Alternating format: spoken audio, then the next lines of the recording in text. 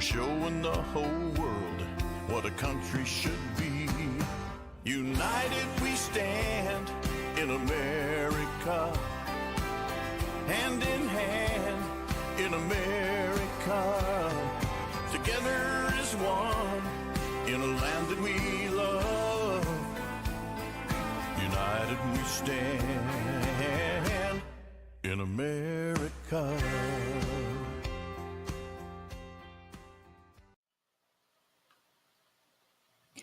Good morning, everyone. I'm Dr. Mary Byrne, and this is my guest, U.S. Army Chaplain Scott McChrystal, retired.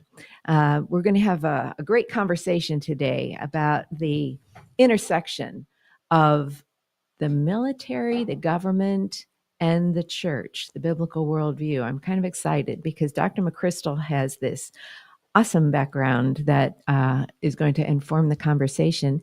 Today is Wednesday, June 5th. And Dr. McChrystal has reminded us that tomorrow, June 6th, is D-Day. Would you tell us a little bit about that? Right. When Germany had pretty much taken over France, the United States, along with about 11 or 12 other allied countries, decided it was time to act and try to save France and really save the free world. And so what they did was they concocted or made just a very intricate plan called Operation Overlord. And Dwight D. Eisenhower was pretty much the guy associated with running the entire operation. So on 6th of June, 1944, we landed thousands and thousands on the beaches of Normandy. And we lost a lot of people. Our allies lost a lot of people. But that really began the turnaround where eventually we defeated Hitler and the Nazi regime. So it's just a tremendous memory and a reminder that our country is not free without the sacrifices of many thousands of people. We stand on their shoulders for sure. And in France, it's memorialized in a big way. Absolutely. One of the items on my bucket list, I've been many places in the world, but I have not been to see some of those World War II battlefields. I would like to do that. So we'd like to remember all of our veterans, but in particular, that turning point really in world history in which the United States participated to preserve freedom in human history. So that's a great segue into what we're going to talk about. I do want to make a shout out to our friend Lynn Morris, who's still recovering and recuperating. And I spoke with him yesterday, so he is on the mend and promises me that he'll be back as soon as possible. We do miss you, Lynn. And speaking of Lynn, he is the person responsible for getting our sponsors. And so I'd like to make a shout out to them at this early point in the show, because as the conversation goes, I don't want to take a pause and then get back to the thinking. So let's just commend our sponsors, Brad Pistow of Trinity Insurance and Financial Services. The number for Brad Pistow and Lynn has an excellent personal relationship with Brad. So do I, by the way. And you do? Wonderful. And so I want to give you his number, 417-581-9222. Lynn speaks very highly of him as, go ahead, you tell us about him. He's a friend. I'm also one of his customers, and he has a program called Safe Money. And I can tell you, my wife and I chose several years ago to move some money into accounts with him and the organizations he represents. We've been very satisfied. And one thing I can tell you about Brad Pistow, he is a man of integrity. That's consistent with what Lynn tells everyone. So we recommend him here. Another sponsor is Springfield Nissan and Springfield Kia. And their number is 417-882-3838. Lynn says he only buys used cars and that he's been very, very satisfied. As a matter of fact, I think that's a good choice. because you know where you're shaking down the car. It's already been done. So that's my personal MO: used cars and used houses, because you can find those kinks already. So Springfield Nissan and Springfield Kia, 417-882-3838, and tell them we sent you. All right, now getting on to who our guest is. It's an extensive resume here, and so I have to read it for you. Scott McChrystal entered active duty in 1970 as second lieutenant in the infantry. And I must tell you, my husband was Army, so I have a little bias there. Okay. He served 31 years in active duty, 10 as an infantry officer, and the remainder as an Army chaplain. And my father-in-law was an Army chaplain from Florida, sent to Alaska. I don't understand the military's reasoning on that. Okay. There are times I haven't either. That said, it was definitely a period of time in my husband's life that affected his childhood, knowing Daddy was up there with the igloos. His line officer experience included a tour in Vietnam as an infantry platoon leader and 3 assignments with the 82nd Airborne Division at Fort Bragg. As an Army chaplain, he had multiple tours at home and abroad. His final assignment was as senior chaplain at the U.S. Army Military Academy at West Point. He retired from active duty in 2005. His education includes a master's degree in business administration, a Master of Divinity degree, a Doctor of Ministry degree, and graduation from the U.S. Army War College. Additionally, he served as a consultant to the American Council on Education. His decorations and awards include Distinguished Service Award, the Bronze Star, the Combat Infantry's Badge, the Master Parachutist Badge, and Army Ranger Tab. From August 2005 until August 2019, Chaplain McChrystal served as the military VA representative and endorser with the Chaplaincy Department of the General Council of the Assemblies of God, right here in Springfield. Yes, ma'am. And during that period, he served on the executive board of the National Conference for Ministry at the Armed Forces and a chairperson for the National Association of Evangelical Chaplain Commission. He now serves as the executive liaison for the Warrior's Journey, a nonprofit organization which supports the military community. He also serves as the chaplain for Honor Flight of the Ozarks. Additionally, he's an adjunct professor at the Assemblies of God Theological Seminary. I think that's so impressive, is that we don't retire, we change jobs, right? That's true. Isn't that? In recent years, he has authored several Christian devotionals, co-authored a Christian action novel, and served as the managing editor for the Warrior's Bible, an application Bible for the military community. Chaplain McChrystal and his wife Judy live in Springfield, Missouri, have 4 children and 12 grandchildren. Are they in the area as well? Some. Our daughters are in the area. Our 2 sons are in the military with their kids. 7 kids between the both of them. Okay, so I met you at a Springfield School Board meeting. You sure did. And so your interest in the Springfield School Board has to do with your grandchildren?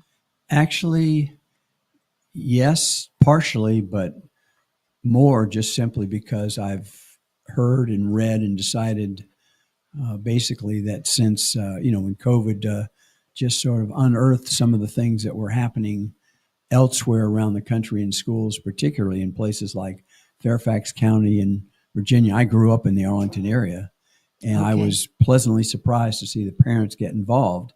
And so I assumed that the Springfield schools were just great, nothing to worry about.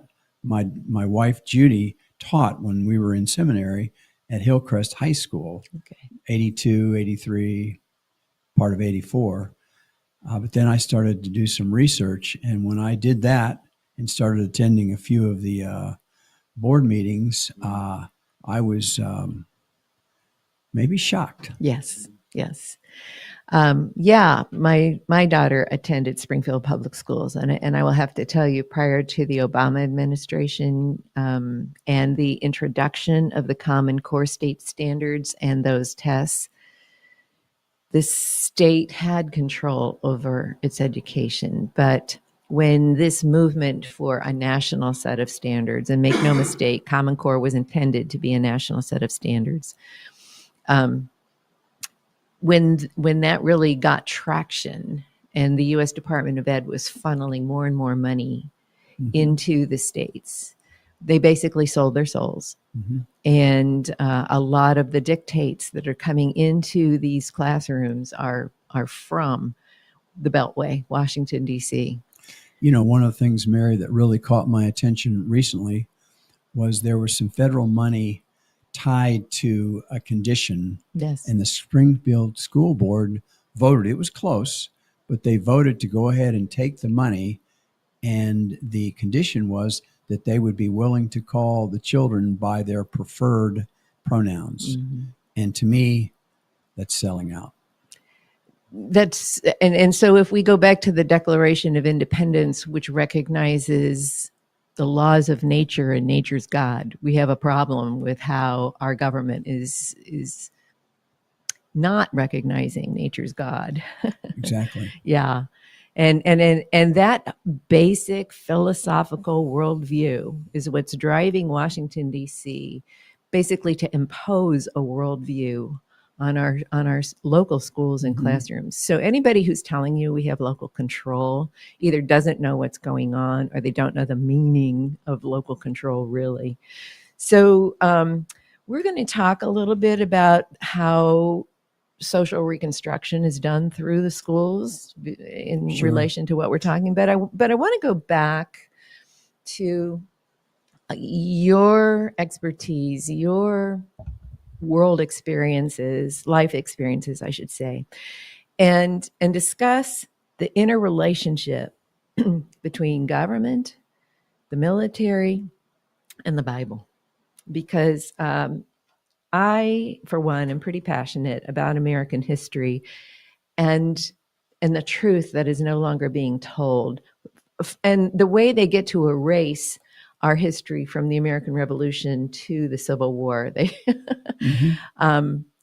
many times the facts that are inconvenient to a neo-Marxist narrative are just totally eliminated. And David Barton has a very informative DVD available, The Role of Pastors and Christians in Civil Government.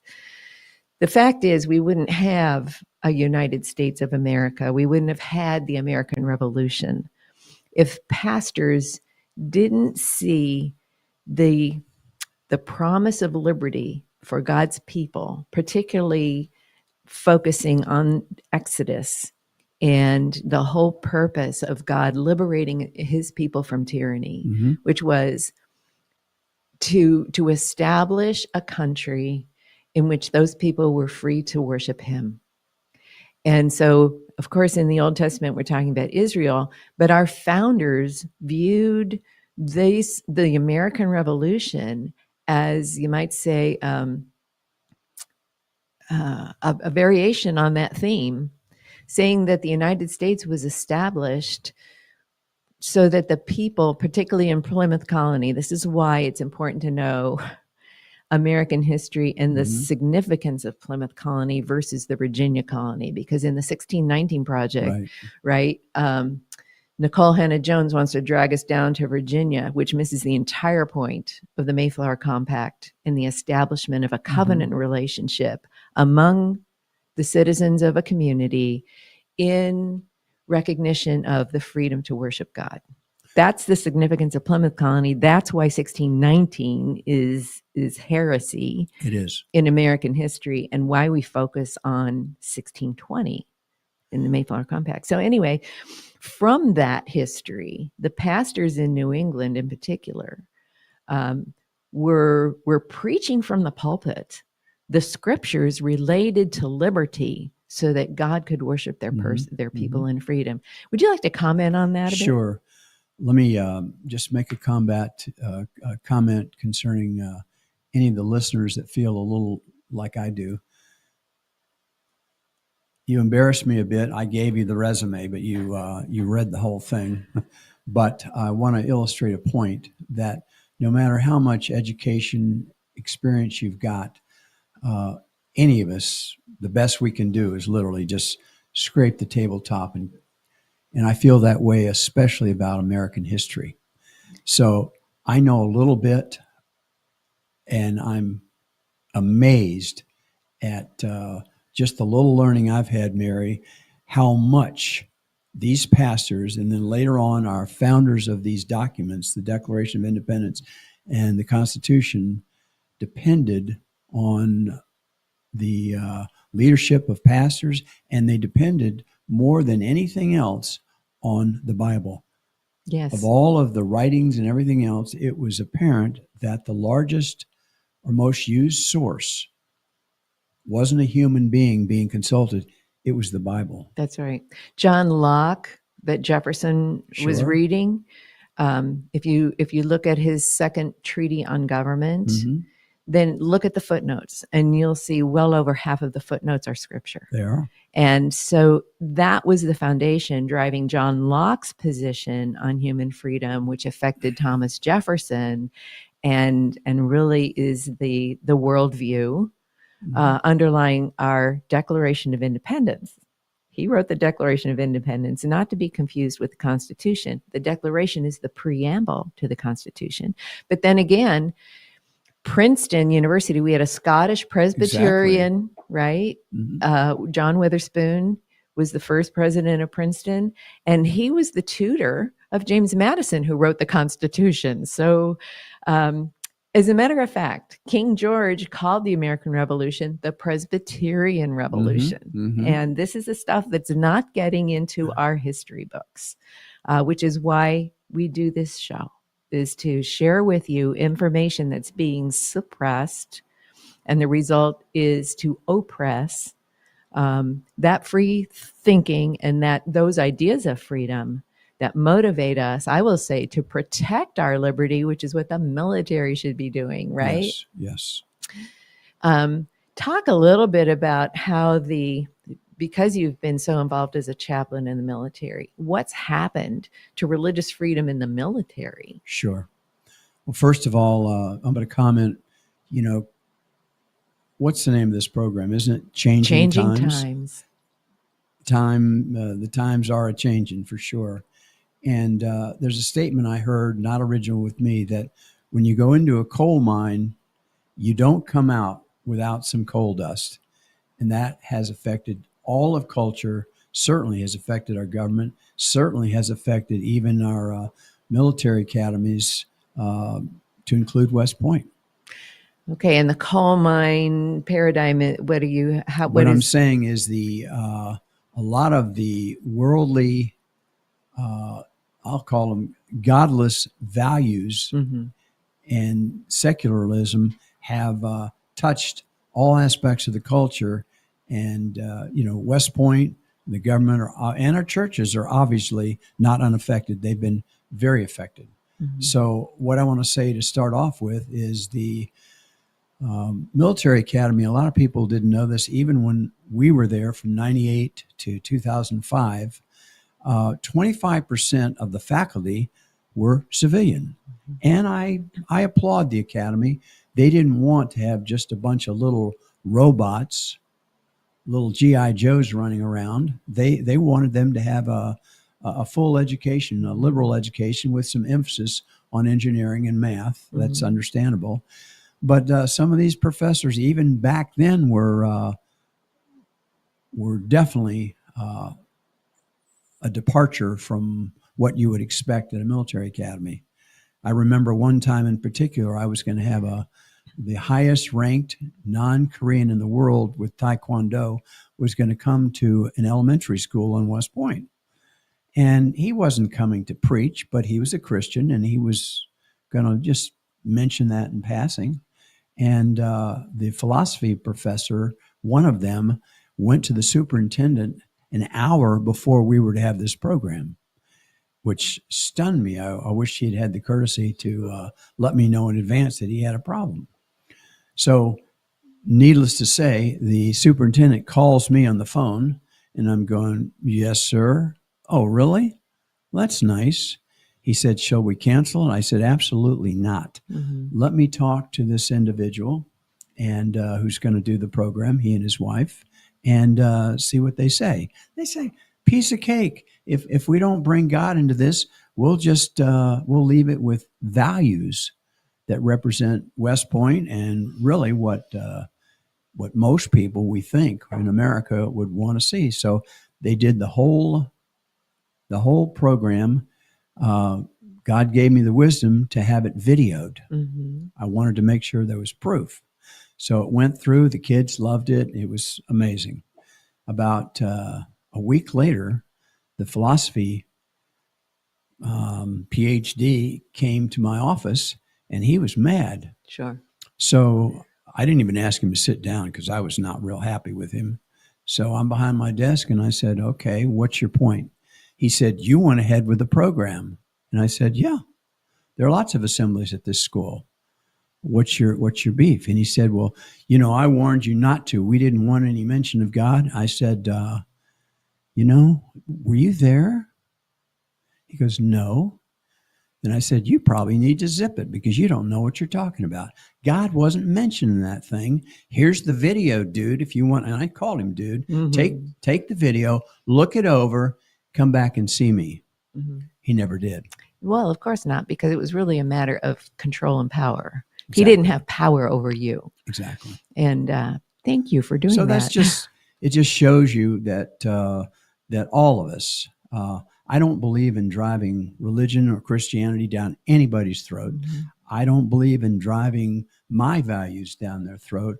What I do believe in is let me believe what I believe. Mm-hmm. You can believe what you choose to believe, but I'm not going to back down, and I'm certainly not going to sit there and watch you or any other group or organization try to indoctrinate people, particularly young kids, with things like DEI and critical race theory, et cetera, which we know has happened all over this country. Well, sure, because what they're trying to achieve is moral equivalence. Absolutely. And if you're a Bible believing person, and so I'm going to include Jews in the Torah.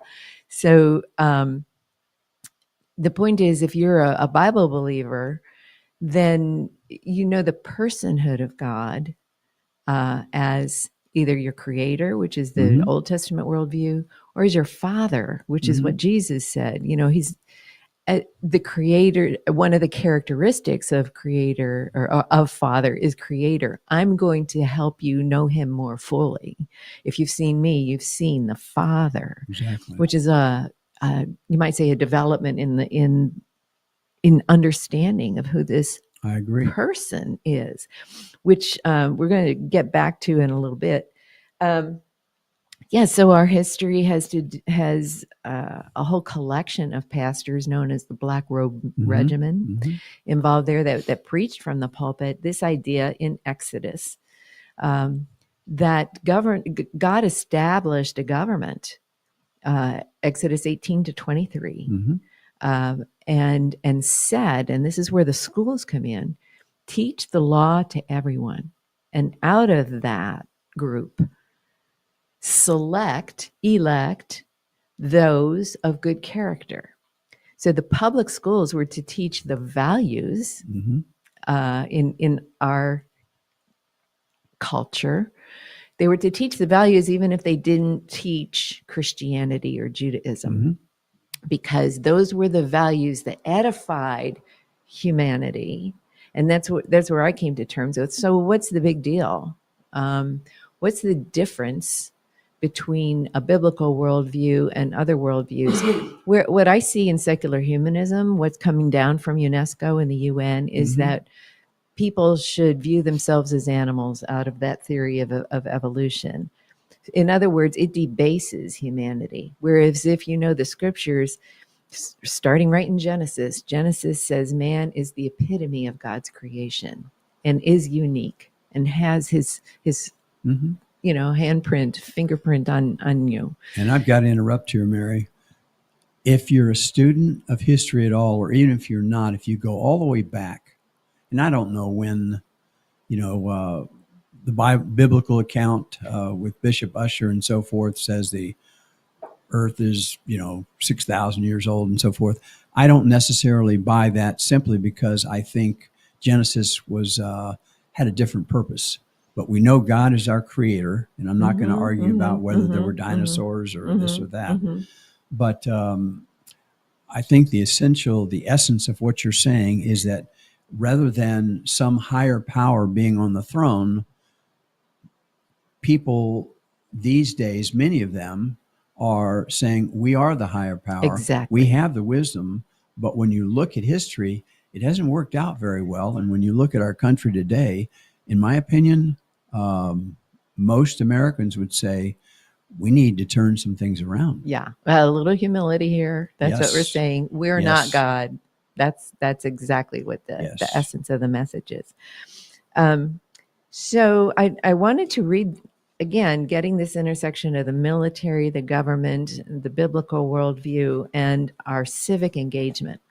This is what our founder, John Adams, said to the officers of the 1st Brigade of the 3rd Division of the Militia of Massachusetts. Okay, so we're at the intersection of American history and government with the military. While our country remains untainted with the principles and manners which are now producing desolation in so many parts of the world. In other words, we should be looking around for something different because the rest of the world is really not doing so Definitely. well. While she continues, now sincere and incapable of insidious and impious policy, we shall have the strongest reason to rejoice in the local destination assigned us by Providence. Mhm. But should the people of America once become capable of that deep simulation towards one another and towards foreign nations, which assumes the language of justice and moderation, while it is practicing iniquity and extravagance? In other words, if you're not true to the core values in your interactions with the nations, and displays in the most captivating manner the charming pictures of candor, frankness, sincerity, while it is rioting in rapine and insolence, this country will be the most miserable habitation in the world. Is that prophetic or what? It's amazing, and it should remind us that, and again, I'm speaking from the Bible, but I can also speak to look at the world. Human nature is fallen, and I would say even in the best of us, but for the grace of God, there go I.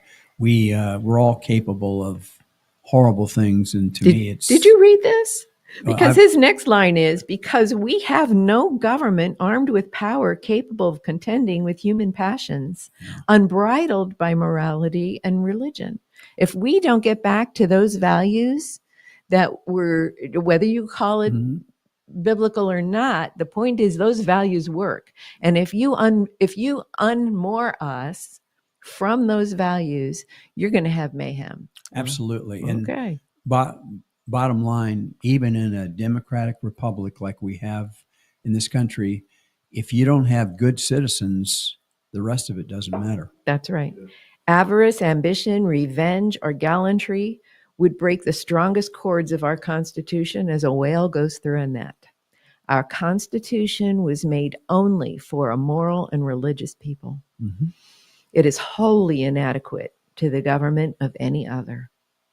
So there we are. And so as our government tries to impose this secular worldview on our culture through the schools, what it's doing is unhinging us from the core values that make our Constitution actionable. And as we do that, we lose our freedom. So this First Amendment, freedom to exercise our religion, is in the First Amendment for a reason. And that is to protect the Republic. Really, our Constitution doesn't work without that worldview. And exactly, Mary. One of the things, though, that I've learned as a military chaplain, because we work with people of all faiths, and I've gotten along with every faith under the sun, to even include a Wiccan. Obviously, our views differ. But I'm going to go back to West Point. we had about 25, and I think they still do. This is nothing good that I did, but we have about 25 organizations that work on West Point individually. They all represent different groups, like Lobbying groups. not really. I'd say Christian athletes and just you name it. All these different groups. And the word I sent to them is, all of you have total freedom as far as I'm concerned. I'm the senior chaplain. And I said, you are willing, you are more than willing and given our permission to swing your fists, but your fists must stop at the bridge of my nose. In other words, when you start encroaching or trying to damage other people or other religions. And we had a couple of incidents. One incident in particular, a bad email went out criticizing another group. And I went to get on the elevator one day, and who should step in with the superintendent. And he said, I want you to fire so-and-so from this group. And I said, sir, respectfully, no. Let me talk with him. I promise you this will not be repeated. So I talked to this young man. He realized what he had done. He apologized, and we went on. He learned, and no harm, no foul. Mm-hmm. And so for the 7 years we were there, we lived very peacefully and cooperatively, which is the way it can and should be. Well, that's what the Mayflower Compact was about. Exactly. Only half the people on that boat were Christians. Yes. The other half, who knows? But the point was, they needed a covenant relationship where they said, look, for us to survive, mm-hmm. we're going to have to support each other. Absolutely. So let's find a way. It's not like this was a Christian establishment. This was, how do we all get along together in civil government so that everyone feels a mutual freedom to live according to their conscience. That's how it ended up. And I'll tell you what simplified things for me, because I have not been smart enough to try to learn all these world religions. I've tried to learn the one I practice, Christianity. And one of the major tenets of Christianity is what most people have heard called the Golden Rule. Mm-hmm. Treat me, exactly, mm-hmm. Like you'd like to be treated. And if we simply do that, mm-hmm. and as Christians, we don't have to love. We're supposed to hate sin, mm-hmm. but we're not supposed to hate the sinner, because I would be hating myself to start with. So if we can just remember, at least from our perspective, that God has created everybody that's ever lived. It wasn't an accident. And you can think of the worst people in history or some of the people you don't like now, but God loves them. Mm-hmm. He's given some instructions out about how he's going to come back and how he's going to behave. So everybody has a chance. But in the meantime, we can coexist without doing what we do to each other. But this story, and this is why, even if you just read the Bible as literature, the stories are the essence of human heart, human nature. So Cain and Abel, mm-hmm. right? Cain couldn't tolerate Abel and his relationship with God. Mm-hmm. So he killed him.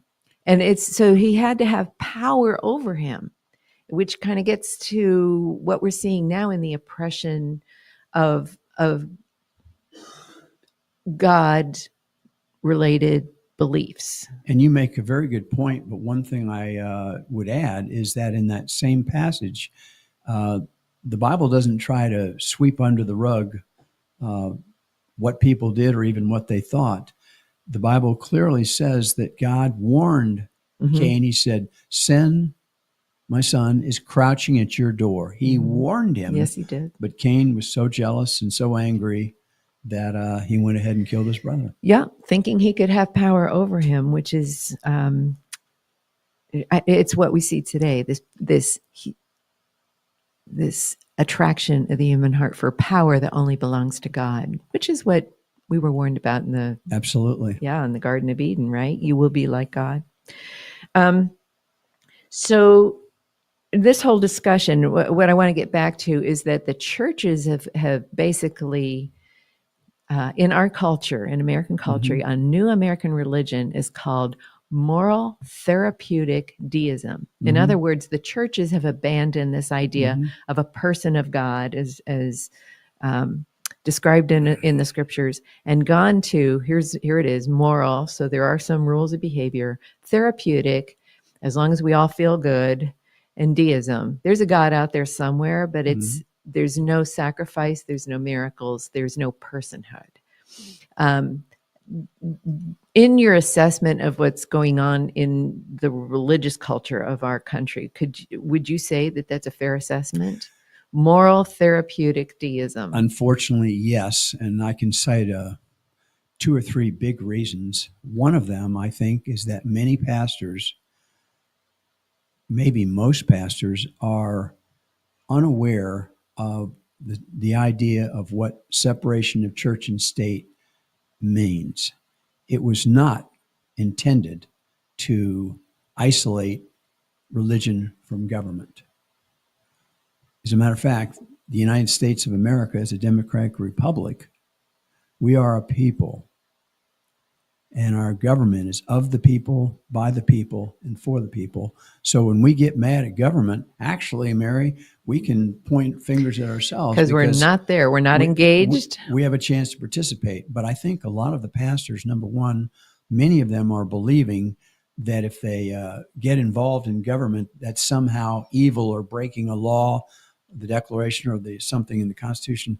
Not true. It's actually the opposite. Yes. Secondly, and I'm just saying it, and I'm not, I guess I'm being critical, but it's, churches are nonprofit institutions, and they are very concerned about their nonprofit status being taken away. Yes. But what's interesting is the historian David Barton, and I know David, has said, cite me a case where that's happened with any church. He said, you can't. There have been thousands of suits or attempts, but not one has succeeded. So pastors out there don't need to worry about this. They can just proceed as long as they're trying to be moral and ethical. Yeah. And then the third reason is, of course, when I said that you can't go into a coal mine without coal dust, there is rapidly less and less belief in the authority, this is a Bible, of God's word. And I can talk, and I have talked with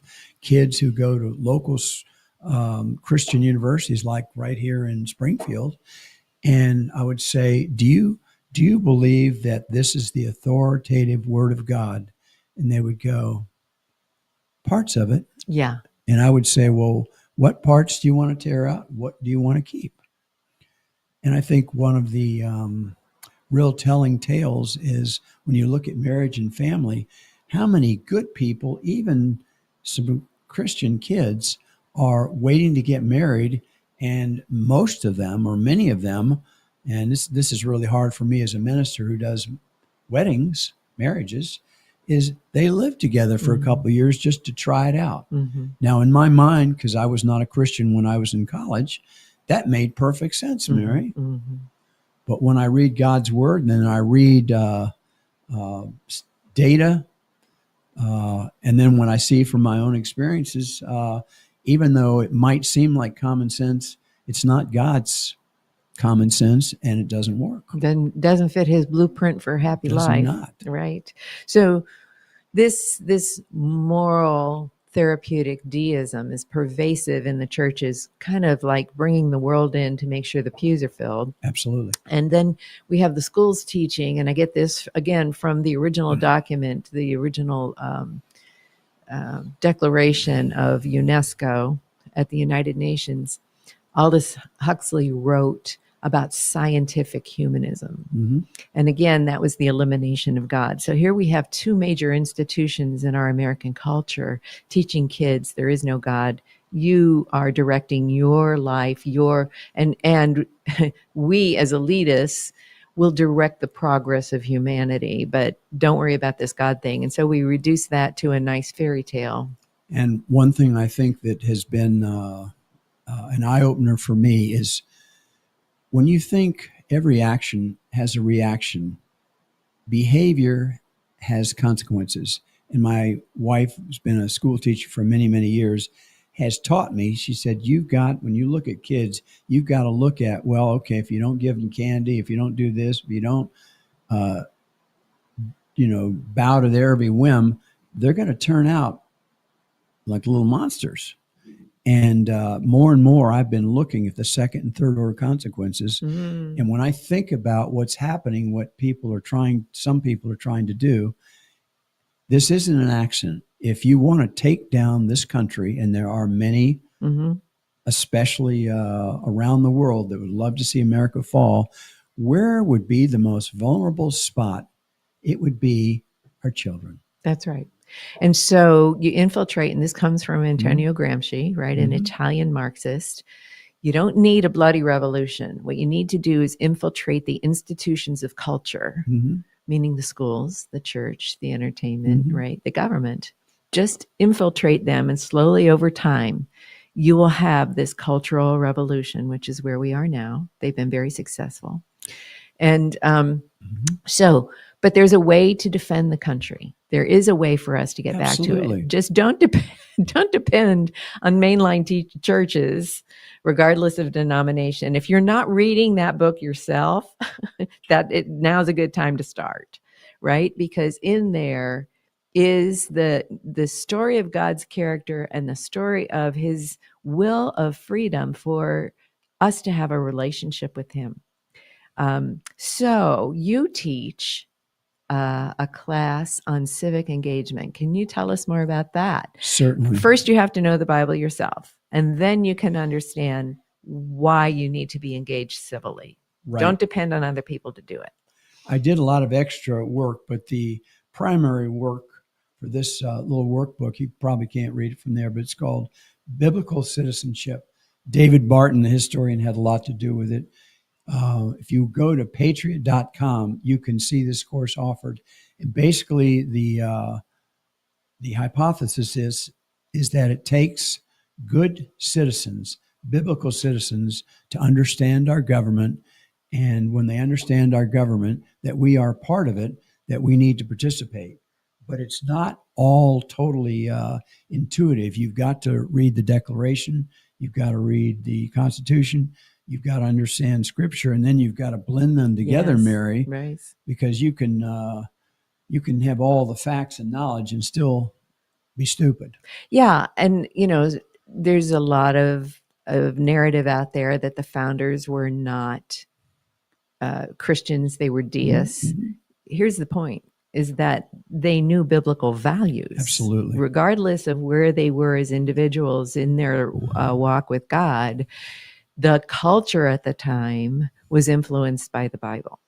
Do you teach this in your church, or did you yes. have? Okay, so. And I'm looking to teach another course, sort of an add-on, where we're going to look at different facets of culture, basically try to answer three questions. What's the situation? How did it happen? And what can we do to improve things? So it can be taught in your Sunday school classes. I'm a vice president of the Conservative Americas Club, so it could be taught in a setting that is not related to churches, but just a group of interested people. As you can see, they fully equip you with the DVD series that goes along with this workbook. It's not that expensive. It's very accessible. As a matter of fact, I think you can download it. Yeah. You can download it. It still costs, but compared to what you get from this course, it started me now on just a passionate campaign to learn more and more about our country, and by teaching people history, and by looking at the history, they say if you don't learn from history, we're going to repeat it, and we don't want to do that in many things, but we do want to repeat a lot of the things that we can learn from the black-robed folks back during the Revolution. I call it making end runs around the elitists. Right. Mm-hmm. They've got a certain narrative that they want piped through our media and through our schools, but you can make an end run around it. You just have to invest yourself in that. And let me say this. If you're out there thinking, I'm just not as smart as all these people that are trying to take the world down. No, they're the ones that aren't smart. Mm-hmm.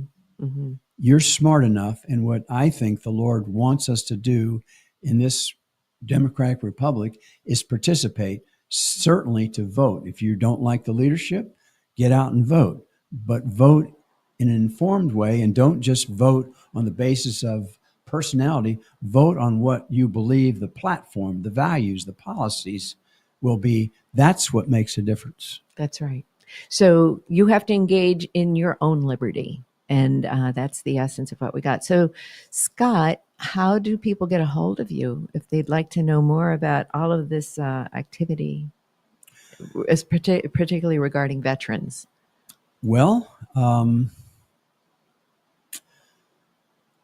I'll just go ahead and say, let me give you my Email. You'll have to pay attention to it. It's Scott, SCOTT, then a dot or a period, then my last name, MCCHRYSTAL @gmail.com. I ask people to put changing times in the subject box so he'll know that where it is. If he sees a strange email coming in, he'll know that you heard about him on this show. And the one thing I can assure you is you can probably fire a bunch of questions at me that I don't know, but through my years of experience, I do know a lot of people. And I know a lot of people that would be happy for me to refer their question or their comment to somebody that would know more than I do. Well, thank you for this wonderful, engaging conversation. Thank I'm you, Mary. So happy you came to visit with us. And I hope everyone out there listening has a wonderful day.